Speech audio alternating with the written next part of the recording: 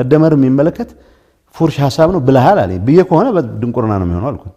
አንዳንዴ እኮ የሚከብድ ነገር አለ። ዲሞግራፊክስ ራሱ ክሩል ነው።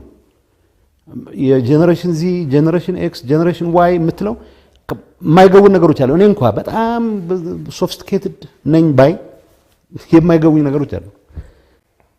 ያው በጭብጨባ የወደደኝ ህዝብ የወደደኝን ያክል አርገለት ቢሆን ነበር የነዚህ ሰዎች ገበና ደብቃለሁ ብለን ብዬ ተመልሰው የማይገባቸውን እድሜ እንዲቀጥሉ ደብረጽዮን 72 for God's sake he has no business በቲፒኤልኤፍ ታሪክ ከ65 ዓመት በላይ ሰው አንመርጥም አለ።